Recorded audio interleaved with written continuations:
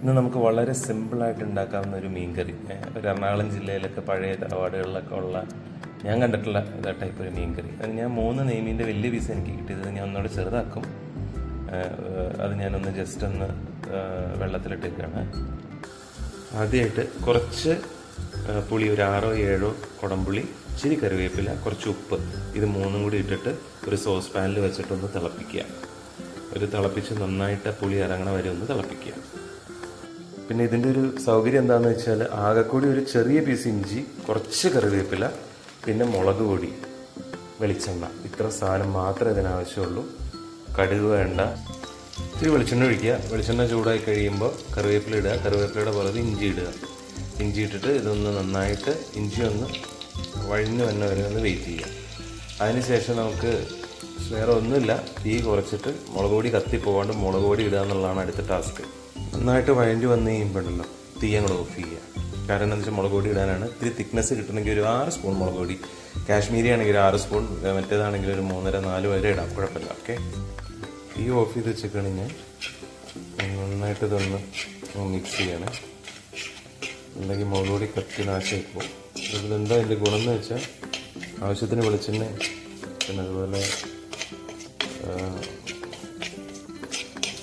ഇഞ്ചിയൊക്കെ ഉള്ള കാരണം തീ ഓഫ് ചെയ്തിട്ട് അതിൻ്റെ പച്ചമണം മാറി മതി. ഇത്ര മുളക് പൊടി ഉള്ള കാരണം ചിലപ്പോൾ അത് കത്ത് പിടിക്കാനുള്ള പോസിബിലിറ്റി വളരെ കൂടുതലാണ്. അപ്പോൾ അത് നോക്കിയത് ഓഫ് ചെയ്തിട്ട് നമുക്ക് 2 മിനിറ്റ് പച്ചമണം പോകാനായിട്ടൊന്ന് ഇളക്കിക്കൊണ്ടിരിക്കാം. ഇച്ചിരി കറുത്തിരിക്കണമെന്ന് തോന്നും, പേടിക്കണ്ട. എൻ്റെ ഫൈനൽ പ്രോഡക്റ്റ് വരുമ്പോൾ നല്ല തിക്നെസ്സും നല്ല മുളക് പൊടിയുടെ അത്യാവശ്യം ഇച്ചിരി ടേസ്റ്റ് കയറി നിൽക്കും മുമ്പിൽ.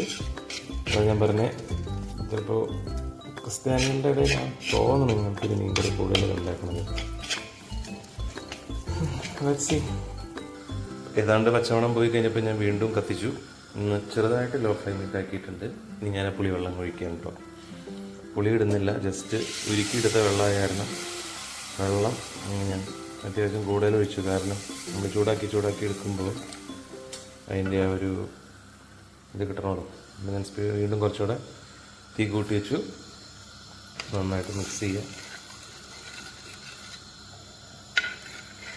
ഉപ്പ് നോക്കണം, മീനിടുന്നതിന് മുമ്പ് ഉപ്പൊന്ന് നോക്കുക. നന്നായിട്ട് ഉപ്പൊക്കെ പിടിച്ചിട്ടുണ്ട്. ഞാൻ പതുക്കെ തിള വന്ന് കഴിയുമ്പോൾ മീനിട്ടിട്ട് നമ്മൾ ഒന്ന് മൂടി വെച്ചൊരു 5 മിനിറ്റ് അങ്ങ് വേവിക്കും. ഇതിപ്പോൾ കുറച്ച് റെഡിഷായിട്ട് കിടക്കുന്നത് കാശ്മീരി എൻ്റെ കയ്യിൽ ഉണ്ടായിരുന്നില്ല. കാശ്മീരി ചില്ലി പൗഡർ ഉണ്ടായിരുന്നെങ്കിൽ നല്ല റെഡായനെ. ഇത് ഇച്ചിരി ഡാർക്ക് റെഡാണ്, എന്നാലും കുഴപ്പമില്ല. തിള വന്നു കഴിയുമ്പോൾ ഞാൻ ഒന്ന് മീഡിയത്തിട്ട് ആക്കിയിട്ട് ഞാൻ മീനിടാൻ പോവാണ്. മീൻ ഞാൻ കാണിക്കാനുള്ള കാരണം എന്താണെന്ന് വെച്ചാൽ മീൻ ഇച്ചിരി പൊടിഞ്ഞു പോയിട്ടുണ്ട്. ഓക്കെ, മീൻ ഞാൻ ഇട്ടു. ഇനിയിപ്പോൾ വേണമെങ്കിൽ ഇതിനെ പൊടിഞ്ഞ മീൻകറിയെന്നോ അങ്ങനെ എന്തെങ്കിലും വിളിക്കാം, അല്ലാതെ ഇപ്പോൾ രക്ഷയില്ല. ഒന്നും മൂടി വെച്ചിട്ട് ഞാനങ്ങ് തിളപ്പിക്കുകയാണ്. നന്നായിട്ട് തിളച്ച് കഴിഞ്ഞാൽ 5 മിനിറ്റ് കഴിയുമ്പോൾ ഞാൻ തുറന്ന് വെച്ചിട്ട് വെള്ളം പറ്റിക്കും.